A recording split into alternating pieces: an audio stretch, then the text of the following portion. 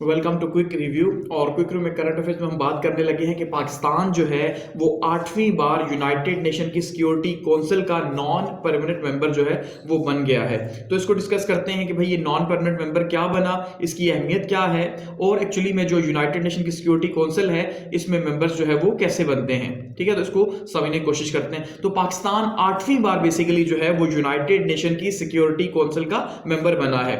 और कब बना है पाकिस्तान जी मेंबर? पाकिस्तान की जो मेंबरशिप स्टार्ट हुई है वो हुई है जनवरी 1 2025 को। ठीक है, यानी 1 जनवरी से जो है वो स्टार्ट हुई है पाकिस्तान की। तो पाकिस्तान 2025 और 2026 के लिए जो है वो मेंबर बना है नॉन परमानेंट। तो पाकिस्तान की जो टर्म है वो 31 दिसंबर 2026 को जो है वो जाके एंड होगी और पाकिस्तान 8वीं बार जो है वो मेंबर बना है। अब पाकिस्तान को कब चुना गया?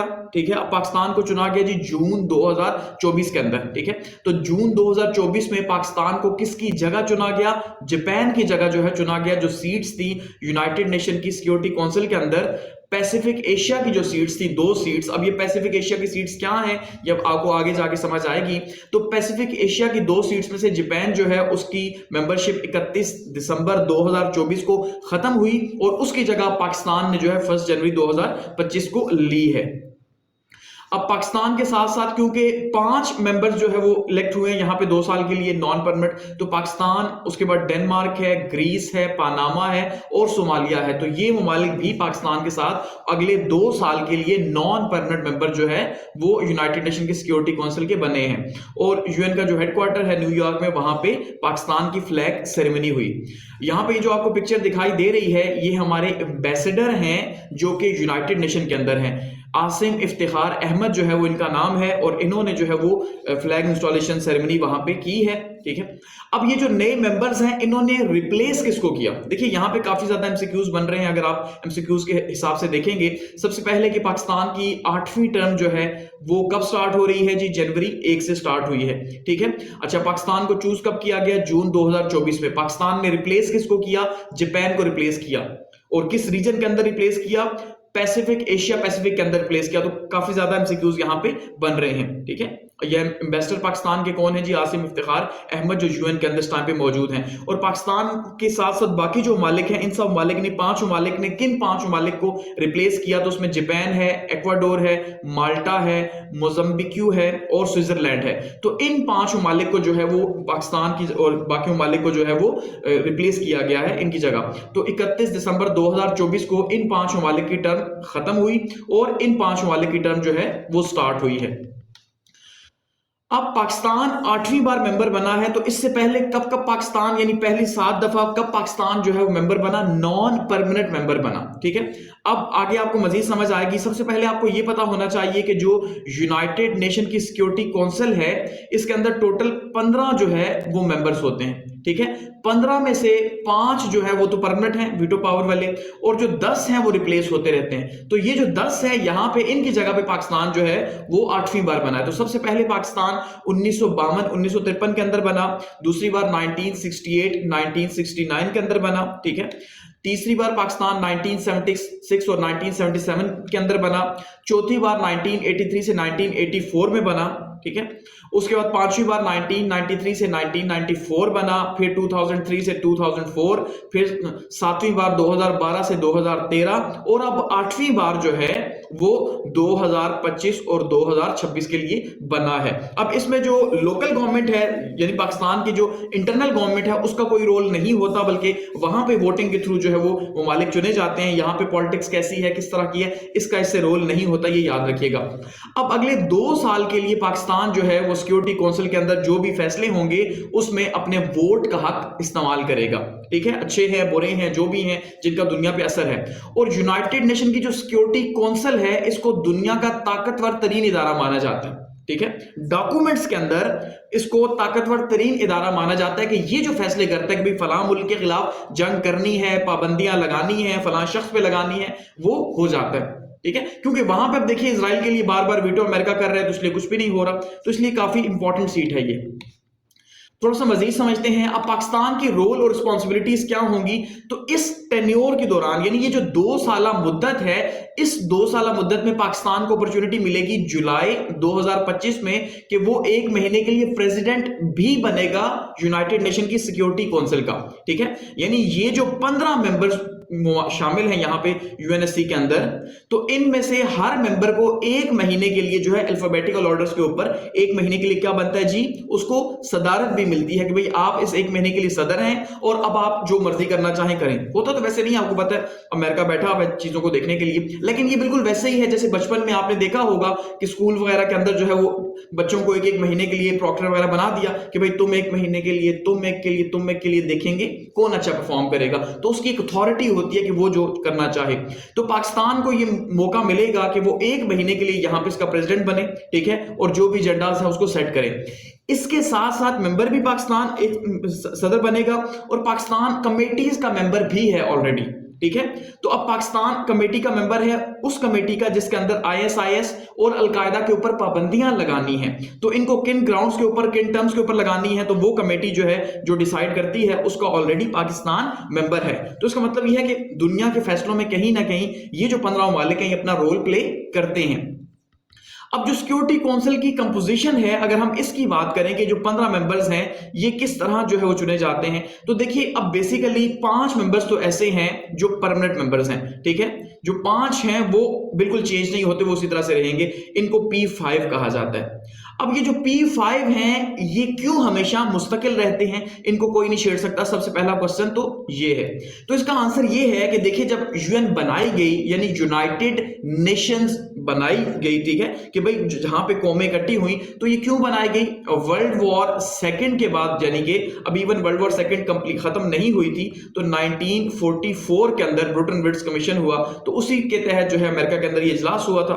ठीक है, तो वहां पे जो है वो 44 प्लस कंट्रीज ने डिसाइड किया कि हमें एक यूनाइटेड नेशंस बनाने चाहिए, इकवाम को इकट्ठा करने वाला एक इदारा बनाना चाहिए ताकि जो वर्ल्ड वॉर्स हो रही हैं बार बार ना हो। ठीक है, और बेसिकली इसका जो क्रेडिट है वो जाता है किसको जी, एलाइड पावर्स को, यानी वो पावर जो एक्सिस पावर्स के अगेंस्ट में थी वर्ल्ड वॉर सेकंड के अगेंस्ट में। ठीक है, वर्ल्ड वॉर सेकंड में तो जो एलाइड पावर्स थी जो जर्मनी और जापान के खिलाफ लड़ी वो थी ब्रिटेन, चाइना, फ्रांस, रशिया और यूनाइटेड स्टेट्स। तो ये 5 मुल्क जो है वो आप ये कह लें कि फातेह थे वर्ल्ड वॉर सेकंड के। तो इन फातेह मुमालिक ने, इनसे ज्यादा पावरफुल तो दुनिया में था कोई नहीं उस टाइम पे, तो इन्होंने मिलकर जो है वो यूनाइटेड नेशन की एक किस्म की बुनियाद रखी और खुद परमानेंट सीट ले ली। ठीक है, अब बेसिकली इनमें भी सबसे इंपॉर्टेंट रोल जो है ब्रिटेन का और अमेरिका का है, क्योंकि इन्होंने 1942 में ये फैसला कर लिया था अटलांटिक चार्टर के अंदर, ठीक है, कि भाई हम जो है वो एक इदारा बनाएंगे। तो ये फातेह थे, इसलिए इनको जो है परमानेंट सीट मिली कि भाई अब हम दुनिया में मजीद जंगें नहीं होने देंगे, तो इसलिए ये परमानेंट मेंबर्स हैं। और बाकी जो मालिक हैं 10 मेंबर जो इसके बाकी हैं, ठीक है जी, ये जो 10 मेंबर्स हैं इनको रीजन्स के अंदर डिवाइड किया हुआ है कि भाई अगर एशिया पैसिफिक है तो उसके 2 मेंबर्स होंगे और वो रिप्लेस होते रहेंगे। ठीक है, इसी तरह से यूरोप है तो उसके 2 होंगे, ईस्टर्न यूरोप है तो उसका 1 मुल्क होगा, तो इस तरह से अफ्रीका है तो उसके 2 होंगे, तो ये 10 इस तरह से पूरे होते हैं। और ये नॉन परमानेंट है, इनके जो टेन्योर है वो होता है 2 साल के लिए और ये रिप्लेस होते रहते हैं, लेकिन ये परमानेंट रहते हैं। तो ये यूनाइटेड नेशन की सिक्योरिटी काउंसिल जो है उसका एक ढांचा है। अब यूएनएससी का रोल क्या है, यानी इसका क्या किरदार है, तो बेसिकली दुनिया में जो जंगें हैं, जो जंगें होती हैं, अब देखने में तो पैसे भी है, बेसिकली हमें नजर नहीं आता, लेकिन फिर भी इसका बहुत ही इंपॉर्टेंट रोल है इंटरनेशनल रिलेशंस के अंदर, और एक पूरा का पूरा सिनेरियो जो क्रिएट होता है दुनिया के अंदर उसमें बहुत इंपॉर्टेंट रोल है। जैसे कि इंटरनेशनल जो है पीस और सिक्योरिटी को मेंटेन करना इसका काम है। ठीक है, अच्छा, अगर ये चाहे तो मेंटेन कर सकता है, याद रखिएगा। अब जैसे इजराइल का मामला है या रशिया यूक्रेन का है, तो वहां पे खुद ही अमेरिका एक साइड से इन्वॉल्व है परमानेंट मेंबर, और दूसरी साइड से जो है वो रशिया इन्वॉल्व है, तो इसलिए उनका सोल्यूशन नहीं निकल रहा। इसी तरह से ये लीगली बाइंडिंग डिसीजंस लेते हैं कि मालिक पाबंद होते हैं उन कामों करने के, और इसी तरह से अगर किसी पाबंदी लगानी है किसी इदारे पे या किसी शख्स पे तो वो काम भी ये करते हैं।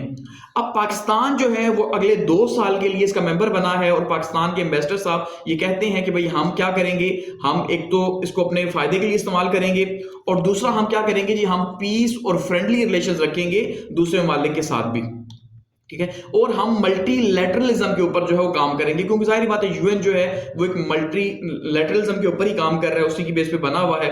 इसके साथ साथ इन्वेस्टर साहब ये कहते हैं कि भाई हम रूट कॉजेस को जानने की कोशिश करेंगे कॉन्फ्लिक्ट्स की, यानी जो तजाद है, जो झगड़े हैं रीजनल लेवल पे, नेशनल लेवल पे और इंटरनेशनल लेवल पे, कि झगड़ों की असल वजह क्या है। क्योंकि जो यूनाइटेड नेशन की सिक्योरिटी काउंसिल है, इसका जो सबसे इंपॉर्टेंट काम है वो कॉन्फ्लिक्ट रेजोल्यूशन है, या पीस को जो है बरकरार रखना है दुनिया के अंदर। तो पाकिस्तान के इन्वेस्टर साहब कह रहे हैं कि हम ये जानने की कोशिश करेंगे कि रूट कॉज क्या है कॉन्फ्लिक्ट का। जैसे पाकिस्तान और इंडिया के बीच में कश्मीर है, या पाकिस्तान अफगानिस्तान के बीच में ग्रिड लाइन है, इस तरह से। दूसरा कहते हैं हम जी प्रमोट करेंगे डायलॉग्स को, डिप्लोमेसी को और कॉन्फिडेंस बिल्डिंग को, ठीक है, दुनिया के अंदर दूसरे मामले के साथ, और सपोर्ट करेंगे कॉन्फ्लिक्ट प्रिवेंशन को, पीस कीपिंग को और पीस बिल्डिंग एफर्ट्स को दुनिया के अंदर हम जो है वो प्रमोट करेंगे। ये हमारे इन्वेस्टर साहब का कहना था। अब थोड़ा सा मजीद जो है वो यूनाइटेड नेशन की जो सिक्योरिटी काउंसिल है इसके बारे में जानते हैं। तो देखिए जो यूनाइटेड नेशन की सिक्योरिटी काउंसिल है, ये यूएन के 6 जो बेसिक प्रिंसिपल ऑर्गन्स हैं जिनके ऊपर यूएन बनी थी, उनमें से एक है, ठीक है। उसमें से एक है जी इंटरनेशनल कोर्ट ऑफ जस्टिस, एक है ट्रस्टी काउंसिल, ठीक है, एक है सिक्योरिटी काउंसिल, एक है इकोनॉमिक एंड सोशल काउंसिल, एक इसका सेक्रेटरीट है, एक है जनरल असेंबली। तो ये 6 बेसिक प्रिंसिपल ऑर्गन्स हैं यूएन के। इन्हीं के अंदर जो है, या इन्हीं को मिला के जो है वो यूएन बनाया गया, यूनाइटेड नेशंस की एक बुनियाद रखी गई है। और इसके अंदर अब ये जो आपने देखा कि जो मेंबर्स का सिलसिला है वो क्या है कि भाई 5 जो है वो परमानेंट मेंबर्स हैं, ठीक है, और इनके पास वीटो पावर है अगर कोई भी फैसला होना है, ठीक है। अब इस बात को समझिएगा कि कोई भी फैसला इन्होंने अगर यूनाइटेड नेशन की सिक्योरिटी काउंसिल में करना है तो उसके लिए 9 वोट चाहिए 15 में से, ठीक है। लेकिन कंडीशन ये है कि कोई एक भी वीटो ना हो। अगर किसी एक मुल्क ने भी वीटो कर दिया, इवन यहां पे 12 वोट ही क्यों ना हो, जैसे इजराइल के मामले पे 12-13 वोट रेजोल्यूशंस को पढ़ते रहे हैं, लेकिन फिर भी वो रिजेक्ट हो गई क्योंकि अमेरिका जो है वो उसे क्या कर देता, वीटो कर देता। जैसे चाइना पाकिस्तान के हक में वीटो करता है, ठीक है, तो इसी तरह से वो इजराइल के हक में बार बार वीटो करता है। सो बेसिकली वीटो नहीं होना चाहिए और 9 वोट मिलने चाहिए कोई भी रेजोल्यूशन यहां अगर पास करवानी हो। अब इसके अलावा यहां पे एक और डिबेट भी आपको पता होनी चाहिए कि जो P5 है इसके अंदर भी काफी ज्यादा डिबेट हो रही है कि इसे P8 कर दिया जाए, ठीक है, और पॉसिबिलिटी है कि आने वाले टाइम पे ये P8 हो जाए कि इसके परमानेंट जो है वो 8 मेंबर्स हो जाए, जिसमें इंडिया कोशिश कर रहा है कि भाई एशिया से इंडिया जो है ये भी शामिल हो, ठीक है। इसी तरह से अफ्रीका से साउथ अफ्रीका की कोशिश है कि उसको शामिल किया जाए, ये ब्रिक्स कंट्रीज हैं, और इसी तरह से साउथ अमेरिका से ब्राजील की कोशिश है कि इसको भी शामिल किया जाए। तो ये तीनों BRICS countries India, South Africa और ब्राजील ये चाह रहे हैं कि अपने रीजन के अंदर जो है, इन रीजन के अंदर इन ममालिक को लिया जाए और इसे P8 बनाया जाए, सिर्फ यही 5 ममालिक दुनिया का फैसला ना करें। तो अब देखते हैं कब तक ये होता है। अब यहां पे जो नॉन परमानेंट मेंबर्स हैं इसके 10 वो रिप्लेस होते रहते हैं 2 साल के बाद, और वो ज्योग्राफिक रिप्रेजेंटेशन होती है उसकी। जैसे अफ्रीका की 3 सीट्स हैं, तो जो सीट अफ्रीका की खाली होगी वहां पे अफ्रीका का मुल्क ही आएगा, याद रखिएगा। एशिया पैसिफिक की 2 सीट्स हैं, लैटिन अमेरिका और कैरेबियन की 2 सीट्स हैं, वेस्टर्न यूरोप की 2 सीट्स हैं और ईस्टर्न यूरोप की 1 सीट है। तो ये टोटल बनती हैं 10। तो जो सीट भी खाली होगी 2 साल के बाद, ठीक है, तो वहां पे जो है फिर क्या होगा, एक नया बंदा आएगा। तो एनुअली जो है, सालाना जो है यहाँ पे एक वोटिंग होती है, उसके बाद एक मुल्क चुन लिया जाता है उसी रीजन के अंदर जो मौजूद होता है। तो पाकिस्तान को भी ऐसे ही चुना गया। फंक्शंस ऑफ पावर्स की बात करें तो सबसे पहला काम यूएन का क्या है कि इसका काम है इंटरनेशनल पीस और सिक्योरिटी को मेंटेन करना। अगर ये चाहे, अब देखिए जैसे इसकी एग्जांपल यही है कि अगर लेट सपोज अगर ये चाहे कि इजराइल को जंग में रोकना है तो ये रोक सकता है, ये यहां से रेजोल्यूशन पास करे और कोई भी वीटो अपनी पावर इस्तेमाल ना करे, जैसे यूएस बार बार कर रहा है, वीटो इस्तेमाल ना करे तो इजराइल मजबूर हो जाएगा। क्यों? क्योंकि फिर ये उसे बाइंड करेगा, पाबंद करेगा कि भाई अगर आप नहीं करोगे तो आप में फलां फलां कंपनियां बंद हो जाएंगी, आपकी मेंबरशिप खत्म हो जाएगी, इंटरनेशनल जो आपको फायदे मिल रहे हैं फ्री ट्रेड के अंदर, वर्ल्ड ट्रेड के अंदर, वो खत्म हो जाएंगे। तो इतना ज्यादा प्रेशर आ जाता है एक मुल्क के ऊपर कि हकीकत में वो मजबूर हो जाता है कि उसे वो काम रोकना पड़ेगा, क्योंकि आइसोलेशन में कोई भी मुल्क तरक्की नहीं कर सकता और कोई हुकूमत भी आइसोलेशन में नहीं लेके जा सकती अपने मुल्क को। लेकिन अगर वीटो पावर जाहिर बात है इस्तेमाल होती रहेगी तो फायदा नहीं है। तो सबसे पहला काम इसका ये है। दूसरा है जी पाबंदियां वगैरह लगाना, ठीक है, जैसे जो मिलिट्री ऑर्गेनाइजेशन है उनके ऊपर पाबंदियां लगाना, पीस कीपिंग के ऑपरेशंस करना, दुनिया के अंदर कहीं फौज भेजनी है वहां पे वो काम करना, ठीक है। और यूएन जनरल असेंबली का सालाना इजलास होता है, वहां पे डिबेट्स वगैरह होती हैं, उसको करना, वोटिंग प्रोसेस को देखना, ठीक है। तो ये जो है मामला जो है वो चल रहे होते हैं इसके अंदर।